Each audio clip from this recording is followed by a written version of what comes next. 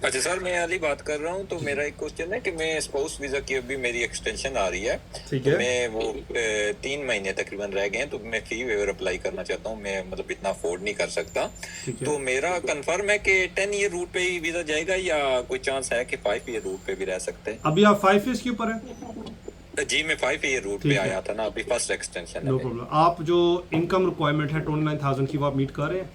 मेरे मैं 18,500 पे आया था ना, तो 18,500 वो मैं वो आप मीट मीट नहीं कर रहा। नहीं मतलब कर। मैं इसी वजह से फी वेवर अप्लाई कर रहा हूँ कि वो ठीक। मैं नहीं मतलब अफोर्ड कर सकता ना, फीस वगैरह सब वो होम ऑफिस की। तो अभी मैं ये पूछना चाह रहा हूँ कि मेरा कंफर्म है कि 10 ईयर रूट पे चला जाएगा, या कोई चांस होते हैं कई बार कि वो नहीं, 5 ईयर रूट पे मैं रखेंगे? आपको मैं आपको सर गाइड करता हूँ। अगर आप कनेक्टेड ही जी रहे, मैं जी। इंशाल्लाह आपको डिटेल में गाइड करता हूँ।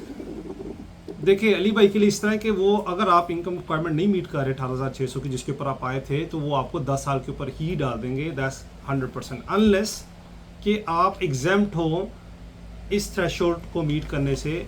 अगर आपकी स्पाउस कोई ऐसे बेनिफिट्स ले रही है जिस तरह PIP, WDP और इस तरह के फर्दर केयर अलाउंस या ऐसे कोई मामला है उनके, उस सूरत में आप एग्जाम्प्ट होंगे। नहीं तो आपको ये 18,600 का इनकम थ्रेशोल्ड मीट करना ही होगा, फिर ही आपको 5 साल के ऊपर एक्सटेंशन मिलेगी। इसके साथ आपको इंग्लिश भी करना पड़ता है, मगर मेन चीज़ ये आपको ये कि अगर आप इनकम नहीं कर रहे तो फिर वो आपको 10 साल पर डाल देंगे। ठीक है जी, नेक्स्ट कॉलर की तरफ चलते हैं। हेलो सर, मेरा क्वेश्चन ये था कि ये जो राइट टू वर्क होता है अपील के ऊपर मुझे मिला हुआ है। वैसे राइट टू वर्क पहले का ही था मेरे पास जब असाइलम किया था। ठीक है।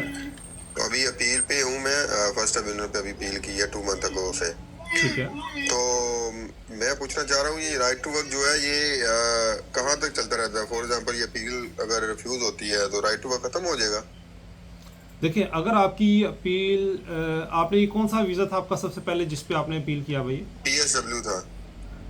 PSW, तो आपने वो एडमिन रिव्यू किया होगा ना, नहीं नहीं, जुडिशियल रिव्यू PSW डाला। था। उसके बाद असाइलम किया था, तो उसके बाद मेरा रिफ्यूज हो गया था और मुझे अपील का राइट मिला था फर्स्ट चल, ट्रिब्यूनल की। मैं समझ आपकी स्टोरी। ठीक है, मैं आपको गाइड जी करता हूँ क्वेश्चन। Ji, thank you. ठीक है, थैंक यू। राइट, देखिए आपकी जो 3C है वो यूजुअली कंटिन्यू रहती है जब आपने लेट से PSW डाला और आपने उसके बाद असाइलम डाला, आपका 3C कंटिन्यू रहेगा। असाइलम आपका रिफ्यूज़ हो गया, ठीक है, और अब आपकी अपील में एप्लीकेशन पड़ी हुई है, यस, आपका राइट टू वर्क तब तक कंटिन्यू रहेगा। इस दौरान अगर आप कोई और एक एप्लीकेशन डालते हैं तो देखने में आ रहा है कि उन लोगों को होम ऑफिस जो है फिर वो शेयर कोड पे राइट टू वर्क नहीं देता।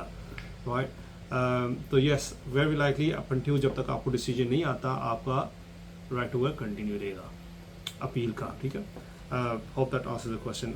नेक्स्ट कॉल की तरफ चलते हैं। हेलो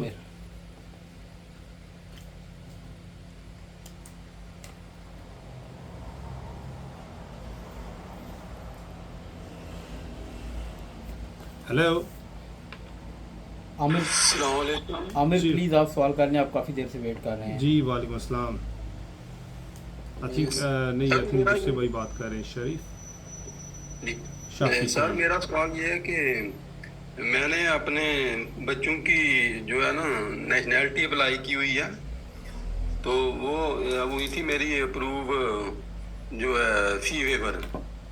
तो उसका ये है कि मैंने तो कहते हैं क्योंकि सॉरी, अगर किसी का प्लीज़ म्यूट नहीं है माइक, तो प्लीज़ माइक म्यूट कर ले। शाफी भाई सॉरी, आप क्वेश्चन कर रहे थे।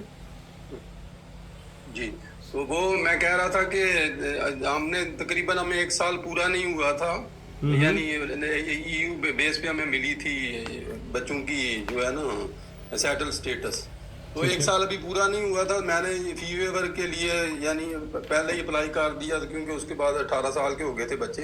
ठीक है। तो अभी अगर किसी वजह से वो रिफ्यूज करते हैं तो हमारे पास क्या ऑप्शन हो सकते हैं कि जैसे बच्चे जो है वो पढ़ने में अच्छे हैं और वॉलंटियर वर्क वगैरह भी किया हुआ है, तो इन चीज़ों को अगर जब दोबारा रिकंसिडरेशन के लिए जाते हैं तो कुछ इसमें यानी अच्छे तरीके से प्रेजेंट करें, तो ये हो सकता है ओवरलुक कर दें उन चीज़ों को जो जैसे मैंने टाइम से थोड़ा पहले कर दी, क्योंकि 1 साल इंतज़ार करना होता है, मैंने नहीं किया। ठीक है, मैं आपको इस गाइड बारे करता में हूँ। मैं आपको गाइड करता हूँ जी। देखिए, इन शॉर्ट, आपने जब रिकंसिडरेशन की एप्लीकेशन सबमिट करते हैं, आपने उसमें ये साबित करना होता है कि कौन सा एरर किया है केस ऑफिसर ने, एरर इन लॉ, जिसको उसने कंसिडर नहीं किया, लिहाजा आप हकदार हैं और उन्होंने आपको ग्रांट नहीं किया, रिफ्यूज़ कर दिया। और यहाँ पे आपके पास बहुत वीक पॉइंट है इसको लेके कि आपने चूँकि पहले अप्लाई कर दिया और वो हकदार नहीं थे तब जब आपने अप्लाई किया, तो होम ऑफिस ये कंसिडर नहीं करेगा, क्योंकि सारी डिस्क्रिशनरी चीज़ होती है कि वो वॉलंटियरिंग करते नहीं, ऐसा कोई मामला है। होम ऑफिस सिंपली कहेगा कि आप जब उनके एलिजिबल टाइम हो जाए, उनको टाइम मुकम्मल हो जाए 12 महीने, तो आप दोबारा एप्लीकेशन करें ताकि हम उनको ग्रांट करें। तो मोस्ट लाइकली आपको दोबारा एप्लीकेशन उनकी सबमिट करनी पड़ेगी जब उनके 12 महीने मुकम्मल होते हैं। रिकन्सिडरेशन में आपके वो मेरा नहीं ख्याल आपको वो अलाउ करेंगे। जी नेक्स्ट कॉलर की तरफ चलते हैं। हेलो, अस्सलाम वालेकुम। जी वालेकुम अस्सलाम। मेरा क्वेश्चन था कि हम 2023 में आए थे, 2022 में हमारा वर्क परमिट जो था वो हमें दिसंबर में मिला था, लेकिन एंट्री जनवरी में थी। ऑफिस एडमिन का है हमारे पास, तो अभी एक्सटेंशन भी मैंने 3 साल पहले मिला था, 2 साल की कर ली है। क्वेश्चन ये था कि मैंने अपनी बेटी को 2024 में बुलाया था, हम 23 में आए थे खुद। तो अब जब हमारा 5 इयर्स कंप्लीट होगा, लेकिन मेरी बेटी का 4 इयर्स कंप्लीट होगा, वो 5.5 है, तो हमें उसकी एक्सटेंशन दोबारा करनी पड़ेगी कि हम अपने साथ उसका कुछ लेटर लगा के कर सकते हैं? सेकंड क्वेश्चन ये था कि अभी जैसे वो 5 to 10 इयर्स का वो रूट कर रहे हैं और वो एग्जेम्प्ट कर रहे हैं, जैसे नर्सेज वगैरह, और इनको क्या हमारा भी उन्हीं में आएगा कि हमारा केस सेपरेट जाता है, मतलब कि हम वो 5 या 10 इयर्स में ही जाएंगे, 10 इयर्स में कि 5 इयर्स में ही रहेगा हमारा भी? ठीक है, मैं आपके क्वेश्चन का आंसर करता हूँ। ये काफ़ी अच्छे क्वेश्चन आपने पूछे, जितने भी पूछे। सबसे पहले तो देखिए, आपकी जो आपने बताया डिपेंडेंट एक चाइल्ड है आपका, जिसके 4 साल मुकम्मल होंगे, आपके अलबत्ता 5 साल हो चुके होंगे। इसमें तो देखें उनको अपने 5 साल मुकम्मल करने ही होंगे तो ही वो अपनी एप्लीकेशन सेटलमेंट की डाल सकेंगी। ठीक है, तो उनको एक अपनी एप्लीकेशन करनी होगी, एक रूट है एक्सटेंशन का, आप उसके अंदर आप अपनी एप्लीकेशन करेंगे एक्सटेंशन की, और उसके बाद फिर आपको वो ILR ग्रांट करेंगे जब उनके 5 साल मुकम्मल होंगे। दूसरी चीज़ आपने पूछी कि कौन कौन लोग हैं जो मोस्ट लाइकली जो एंडी बर्नम ने अभी द गार्डियंस ने उसको काफ़ी डिटेल में पब्लिश किया कि हेल्थ केयर वाले एग्जेम्प्ट होंगे और उनको 5 साल भी शायद ILR दे दिया जाए। अभी ये चीज़ जो है वो सिर्फ एक उसने कंसिडर कर रहा है, मतलब कि एक चीज़ कहीं पे भी ये पब्लिश नहीं है, ऐसा कहीं नहीं पब्लिश किया हुआ कि ऐसा होगा।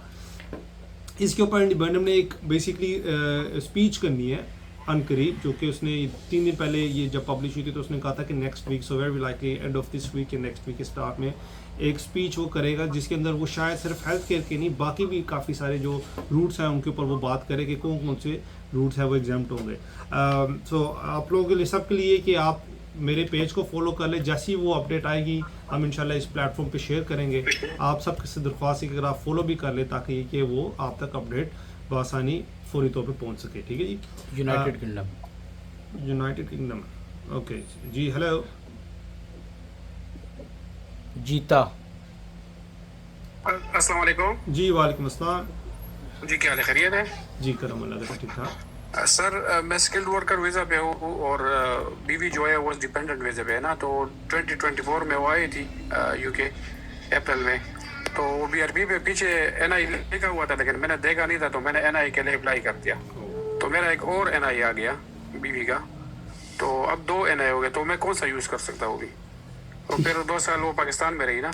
अच्छा ठीक है, मैं आंसर करता हूँ इस क्वेश्चन का। Thank you so much.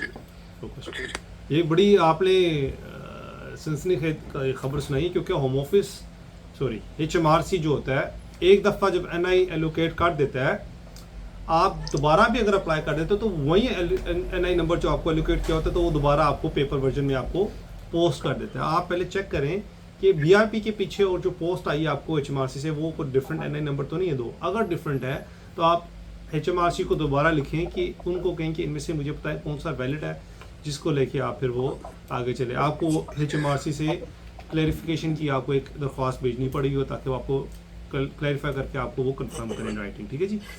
Next collar की तरफ जाते हैं। हेलो जीता। हेलो जीता। हेलो अस्सलाम वालेकुम जी। वालेकुम अस्सलाम। हाँ जी, मैं पूछना सी, मैं ना 10 ईयर रूट सेटलमेंट पे हूँ, 2.5 ईयर का वीज़ा मिलता है। मैं जहाँ शादी करना चाहता हूँ वो लड़की है पुर्तगाल से, उसके पास पुर्तगाल का पासपोर्ट है, पर वो अभी आई है 2 मंथ हुए हैं उसे यहाँ आई को। मैं शादी कर सकता हूँ यहाँ? उसके पास कौन सा वीज़ा है उसके पास? उसके पास तो विजिटर वीजा है, जो पोर्चुगल पासपोर्ट है उसके पास। राइट, ठीक है, मैं आपके सर क्वेश्चन का आंसर करता हूँ। Thank you. फॉलो भी कर लें जीता प्लीज़। देखिए, बात इस तरह है कि आप अगर उनके साथ आप उनके साथ नहीं आप ज्वाइन कर सकते, उसकी रीज़न ये है क्योंकि वो खुद विजिटर है यहाँ पे। अब जब से ब्रेक्सिट हुआ है, जितने भी जो यूरोपियन हैं उनको भी यूके में एक वैलिड वीज़ा उनको रिक्वायर्ड होता है रहने के लिए, और कोई भी यूके के अंदर आया हुआ विजिटर आपको स्पॉन्सर नहीं कर सकता। राइट, ओब्वियसली आपकी टेंशन ये होगी शादी करने की कि वो आप उनके साथ यहाँ पे स्पॉन्सर के तौर पे रह सके, तो ऐसा नहीं होता। और यूजुअली जो विजिटर होता है, जनरल विजिटर होता है, उसको यूके होम ऑफिस इजाज़त भी नहीं देता, वो फियांसेस को देता है, वो एक डिफरेंट कैटेगरी है। ठीक है, I hope that answers the question. Next collar की तरफ चलते हैं। हेलो मोहम्मद, प्लीज़ आप सवाल कीजिएगा। Hello, assalamualaikum, brother. जी, वालेकुम अस्सलाम। How are you? अल्हम्दुलिल्लाह, very good. Yeah. So I have one question that is about the spouse visa. Okay. Yeah. So I'm working in Amazon warehouse, and also I'm doing Amazon delivery. Okay. So my Amazon income is per year 24K, and self-employed income is per year 10K. Sorry, So what's your almost, self-employed income you said?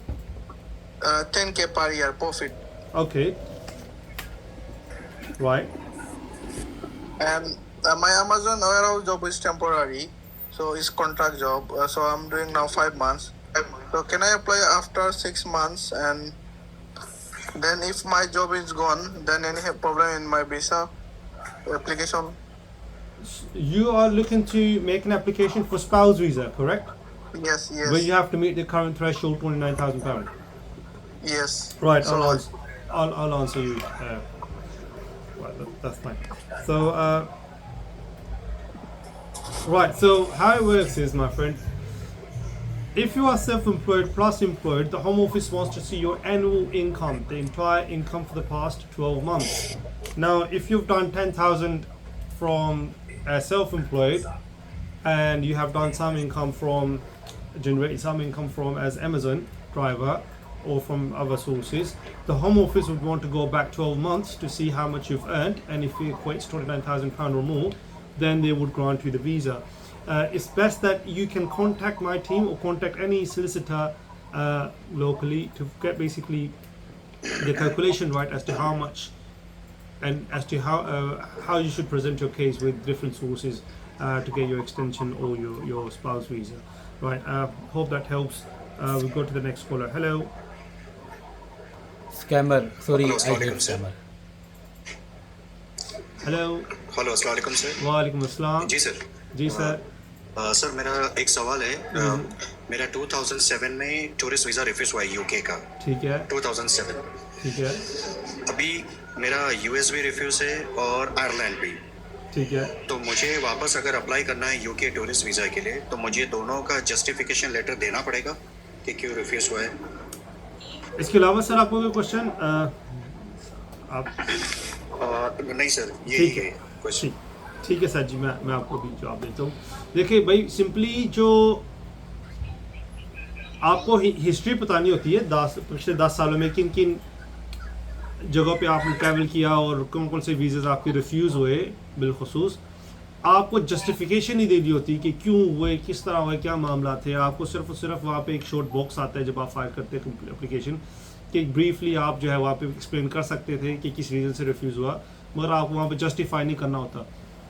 ठीक है, मगर आपको of course form के अंदर mention करना होता है कि कौन कौन से आपकी एप्लीकेशन जो है वो रिफ्यूज़ हुई है।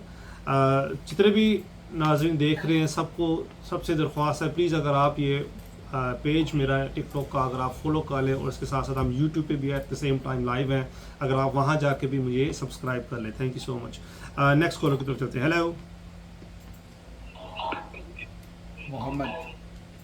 अस्सलाम वालेकुम। जी, वालेकुम अस्सलाम।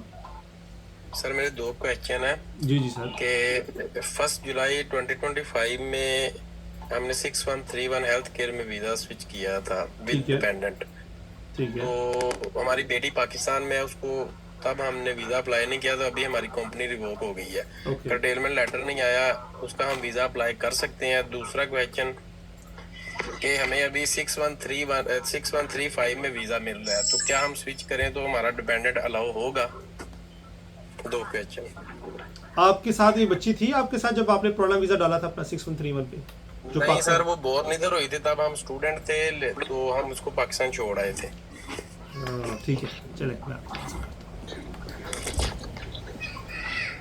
अनफॉर्चुनेटली नहीं सर, आपको डिपेंडेंट्स अलाउड नहीं होंगे जब आप ये नए हेल्थ केयर वीज़े पे जाएंगे, ठीक है।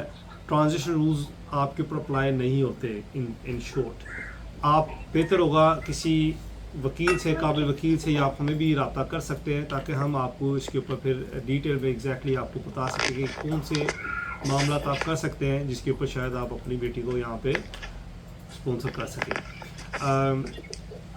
इन शॉर्ट, जिस दौरान आपका लाइसेंस रिवोक हो चुका है, होम ऑफिस जब आपको किसी भी डिपेंडेंट को वैसे भी वीज़ा जब देती है, सबके लिए वैसे बता रहा हूँ, तो होम ऑफिस आजकल में उन वीज़ेस को मैंने देखा है खुद, वो रिफ्यूज़ कर देते हैं ये कह के कि अब आपका जो स्पॉन्सर है, जो आपका जो मेन स्पॉन्सर है, उसके पास या कर्टेलमेंट है या उसके पास फर्दर राइट नहीं है, तो लिहाजा मैं कहूँगा कि आप अवॉइड करें जब तक आपको नया वीज़ा नहीं मिलता उन लोगों के लिए जो कि डिपेंडेंट्स अलाउड है, ठीक है। नेक्स्ट कॉलर कर सकते हैं। हेलो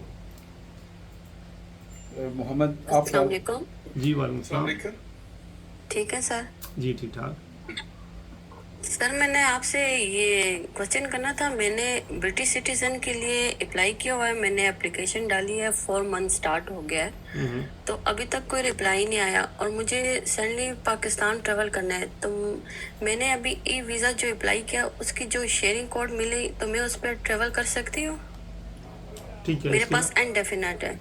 ठीक है, मैं आपको आंसर करता हूँ। Okay, thank you. अच्छा देखिए, जिस दौरान आपके पास ILR है, आप शेयर कोड के ऊपर ट्रैवल कर सकते हैं। अगर आपकी एप्लीकेशन पेंडिंग पड़ी हुई है नेशनलिटी की, तब भी आप ट्रैवल कर सकते हैं, इसमें कोई मसला नहीं है। देखिए, नेशनलिटी की एप्लीकेशन अगर पेंडिंग है तो आप ट्रैवल कर सकते हैं, मगर उन सब लोगों के लिए जो देख रहे हैं, अगर आपकी एप्लीकेशन किसी वीज़े के लिए या एक्सटेंशन के लिए, ILR के लिए पेंडिंग पड़ी हुई है, तो आप ट्रैवल नहीं कर सकते। अगर आप इस दौरान ट्रैवल करते हैं, होम ऑफिस आपकी एप्लीकेशन ऑटोमेटिकली विड्रॉ करती है, ठीक है। ये सर्कमस्टांसेस जो आपके साथ हैं वो मुख्तलिफ हैं, क्योंकि आप ILR की आपकी तो अप्रूव्ड हुआ है, उस पर आप ट्रैवल कर सकती हैं, और जिस दौरान आपकी नेशनलिटी की एप्लीकेशन पेंडिंग पड़ी हुई है, जब भी आपकी अप्रूव होती है, आप आके यहाँ पे और सेरेमनी कर सकती हैं इंशाल्लाह, ठीक है जी। नेक्स्ट कॉलर की तरफ चलते हैं। हेलो अस्सलाम वालेकुम। जी वालेकुम अस्सलाम। मेरा क्वेश्चन ये है कि अगर प्राइवेट लाइफ की बेस पे जो कोई 10 ईयर रूट पे है और ऑलरेडी 5 साल स्पेंड कर लिए हैं, तो जैसे आप कह रहे हैं कि टेलीग्राफ में कॉलम आया, तो उसमें ये कैटेगरी आती है कि अगर ये 10 ईयर रूट पे जो है वो रिड्यूस होकर 5 पे हो जाए, ये पॉसिबल है? इसमें है या नहीं है? क्योंकि आपने कॉलम पढ़ा है इसका। आपकी कौन सा, सॉरी आपका भी कौन सी रूट है, कौन सी कैटेगरी आपकी? डिस्क्रिप्शनरी लीव है प्राइवेट लाइफ की बेस पे, मतलब 10 ईयर रूट्स है और 5 साल हो चुके हैं। तो जैसे आप कह रहे हैं कि इसमें कोई पता नहीं 10 से 5 साल हो जाए, तो ये पॉसिबल है या नहीं है? मैं आपके करता हूँ, सवाल का जवाब देता हूँ। देखिए भाई, बात ये कि ये जो एंडी बर्नम ने जो कंसिडरेशन की है, कर रहा है, जिसको नशर किया है द गार्डियन ने, ये उन रूट्स के ऊपर है जिसकी ऑलरेडी शबाना महमूद जो है वो प्रपोजल्स दे चुकी है, जिसके अंदर आपका जो है आउटसाइड इमिग्रेशन रूल्स या डिस्क्रिशनरी ग्राउंड के ऊपर जो आपको 10 साल का है दिया हुआ ऑलरेडी, वो उसमें नहीं है, आपको 10 साल के ऊपर ही रखा जाएगा, लिहाजा ठीक है जी। तो ये जो नई चेंजेस आ रही हैं, वेरी लाइकली ये सिर्फ अफेक्ट करेंगी मेनली स्किल्ड वर्कर्स को या उसके बाद साइलम्स रेफ्यूजीज को, ठीक है जी। नेक्स्ट कॉलर की तरफ जाते हैं। हेलो जी अस्सलाम वालेकुम। जी वालेकुम अस्सलाम। आपसे पहले सारा थी, जी अस्सलाम वालेकुम। जी वालेकुम अस्सलाम। जी सर ठीक है आप? जी जी ठीक ठाक। जी सर, मैंने ये पूछना था कि पाकिस्तान मेरी सिस्टर है, गवर्नमेंट टीचर है, तो वो विजिट वीज़ा पे यहाँ आना चाह रही है, लेकिन वो वहाँ से किसी से पता करा, वो कह रहे हैं कि बैंक स्टेटमेंट जो है ना, वो इन आउट पैसे जो है ना वो होने चाहिए कि कहाँ कहाँ यानी कि खर्च किए हैं। तो मेरी सिस्टर की शादी नहीं हुई, उसकी यानी कि वो सारी जो है ना उसकी सेविंग है, उसका सारा खर्चा जो मेरे अब्बू और मेरे भाई हैं वो करते हैं, तो क्या ऐसे भी उसका विजिट वीज़ा लग जाएगा यहाँ से अगर हम करते हैं तो? ठीक है, मैं उधर से वो करती है जी। मैं आंसर करता हूँ आपके क्वेश्चन का, ठीक है जी। जी थैंक यू। देखिए इसमें जनरली देखा जब जाता है, जब आप विजिट वीज़ा की एप्लीकेशन करते हैं तो उसमें 3 चीज़ें वो देखते हैं, एक purpose of visit, intention to return और आपके फाइनेंसेस। जो 2 रिफ्यूज़ल आते हैं वो यूजुअली फाइनेंसेस के ऊपर, इंटेंशन टू रिटर्न के ऊपर आते हैं। अब फाइनेंसेस के ऊपर आ जाते हैं, अगर उनके फाइनेंसेस नहीं हैं, मतलब कि उनकी उस हिसाब से स्टेटमेंट नहीं बनी हुई, तो यस वो आप अपना लेटर लगा सकते हैं अपने वालिद साहब की तरफ से और अपने भाई की तरफ से कि मैं इन्हीं के साथ ही रहती हूँ, यही सारा कुछ मेरे मामला देखते हैं, मगर फिर उस सूरत में उनकी स्टेटमेंट्स जो है वो साथ लगेगी, एक लेटर लगेगा। ठीक है जी। अगर आपको फर्दर जानकारी चाहिए विजिट वीज़े के ऊपर, आप उसके ऊपर कांटेक्ट कर सकते हैं हमारी टीम को, तो इंशाल्लाह आपको फिर वो गाइड कर देंगे। नेक्स्ट कॉलर की ओर चलते हैं। हेलो अस्सलाम वालेकुम। जी वालेकुम अस्सलाम। जी सर, मैं स्टूडेंट वीज़ा पे हूँ जो कि एक्सपायर होगा 8 सितंबर को। तो मेरे कोर्स में एक एग्ज़ाम मेरा फेल हो गया है जिसका रीसेट अगस्त में होगा, पर PSW में स्विच नहीं कर पाऊंगा क्योंकि वो कोर्स कंप्लीट नहीं होगा टाइम में। और इस हवाले से मैंने यूनी से बात की, BPP यूनी है मेरी, वो कह रहे हम एक्सटेंशन नहीं देते। तो अब इस बेसिस पे मैंने कई और से भी पूछा, वो कह रहे आप FLR करें, फिर FLR से स्विच करें PSW। तो ये सर अच्छी एडवाइस है, गलत एडवाइस है? ठीक है, आपका जो आपको रीटेक के लिए आपको कितने मंथ्स दरकार है? बस अभी अगस्त में है ना रीसेट। ठीक है, मैं आंसर करता हूँ। फॉलो भी कर लें 007। जी सर। अच्छा देखिए भाई, आपको अगर किसी ने मशवरा दिया कि आप कोई भी ब्रिजिंग एप्लीकेशन कर लें, क्योंकि आजकल ब्रिजिंग एप्लीकेशन वैसे भी इससे ज़्यादा ही टाइम ले लेती है, then yes you can do that. ठीक है, इसमें कोई हर्ज नहीं है, आप ब्रिजिंग एप्लीकेशन कर लें, आप लीगल रहेंगे, इस दौरान आप अपना कोर्स मुकम्मल कर लेंगे और फिर उस एप्लीकेशन को आप वेरी करके इनटू ग्रेजुएट वीज़ा की एप्लीकेशन सबमिट कर सकते हैं। ठीक है जी। अस्सलाम वालेकुम भाई, क्या हाल है? ठीक है, वालेकुम अस्सलाम। Hello, can you hear me? जी मैं आपकी बात सुन सकता हूँ। सॉरी सर, मैं मोटरवे पे हूँ, मे भी कोई सिग्नल ड्रॉप हो जाए। अच्छा, मेरे शॉर्ट आपसे 1-2 क्वेश्चन है। एक तो मैं खुद हेल्थ केयर हूँ, एक तो आपने जो गुड न्यूज़ दी है तो ये इंशाल्लाह लग रही भाई ये जो है ना ये मामला वाकई ऐसे हो इंशाल्लाह। तो हम भी रहे, न्यूज़ भी देख रहे हैं सब कुछ। तो सेकंड क्वेश्चन ये है कि इसी के रिलेटेड मेरा एक दोस्त है, उसके डिपेंडेंट आए हुए हैं वहां से, जब वो आया है 2023 में। ठीक है, तो उसका जो बड़ा बेटा था तब वो था 16 ईयर का, अभी डेफिनेटली वो हो गया 18 ईयर का, अडल्ट में आ गया। तो मुझे काइंडली ये बताएं कि क्या वो अडल्ट में अभी उसको सेपरेट वीजा लेना पड़ेगा या वो उसी पे ही चलता रहेगा डिपेंडेंट? ये क्या सिस्टम है इनका? इंडेफिनेट भी उसको उसके फादर पे मिलेगा या उसको अपना करना पड़ेगा? ये काइंडली मुझे एक तो ये क्लियर कर दे। अभी वैसे वो काम कर रहा है, उसका शेयर कोड भी चल रहा है, एवरीथिंग सब कुछ ओके है, कोई ऐसा मसला नहीं है। लेकिन ऑन द अनदर बिहाफ मुझे एक और दोस्त की कॉल आई है, उनका जो है ना ईमेल आई है उनके बेटे की, ऐसे ही जो है ना उनका बेटा भी अडल्ट हुआ है, तो उन्होंने कहा है जी कि जो है ना आप होम ऑफिस ने क्या आप एज सुन एज पॉसिबल अपना आप जो है ना इसका 60 डेज उन्होंने दिए, इसमें आप इसका वीजा जो है ना आप स्विच करें, ये आपका डिपेंडेंट नहीं रहा। तो इन दोनों सूरतों में काइंडली मुझे आप प्लीज क्लियर कर दीजिएगा। ओके ठीक है, मैं आपको दोनों चीज़ों के ऊपर गाइड करता हूँ। राइट, देखिए जो आपने दूसरा वाला आखिर में जो मेंशन किया आपके किसी दोस्त का, ये बड़ी अनफॉर्चुनेट चीज़ है। काफ़ी सारे लोगों को ये रिसीव हुई हैं ईमेल्स इस किस्म की कि आपके डिपेंडेंट्स के साथ अब आपको जाना पड़ेगा क्योंकि या आपके डिपेंडेंट्स एलिजिबल नहीं है या वो क्राइटेरिया रिक्वायरमेंट हमने रूट ख़त्म कर दिया है। देखिए इसमें मेन चीज़ ये है कि आपका डिपेंडेंट तब तक आपके साथ रह सकता है अगर वो आप ही के घर में रह रहा है और वो कोई इंडिपेंडेंट लाइफ नहीं गुजारा, आप ही की डिपेंडेंट है फाइनेंशियली भी और वो मैरिड भी नहीं है, आप ही के साथ रह रहा है, आप ही के घर पे रह रहा है। ठीक है, आप उसकी अपने साथ एक्सटेंशंस भी कर सकते हैं इवन दो वो अबव 18 भी हो जाता है तो भी। ठीक है, और इससे पहले जो आपने जिक्र किया, जो एंडी बर्नम ने जो इस वीक अनाउंसमेंट की है, जो कि गार्डियंस ने उसको रिपोर्ट किया है, उसमें काफ़ी सुनने में आ रहा है, अच्छी खबर आएगी अगले वीक, जिसमें एंडी बर्नम इन लोगों को एग्जेम्प्ट कर देगा इंशाल्लाह will see how it goes. वो ये कि इनको एग्जेम्प्ट कर देगा, सिर्फ इन्हीं कोई नहीं, दैट अगर आप द गार्डियन की पूरी डिटेल में रिपोर्ट पढ़े तो उसने कहा कि सिर्फ इन्हीं कोई नहीं, एंडी बर्नम इसके अलावा भी काफ़ी सारे लोग हैं जिनको वो कंसिडर कर रहा है कि ये एग्जेम्प्ट होंगे 10 साल के रूट से। तो विल सी इंशाल्लाह हाउ थिंग गोस।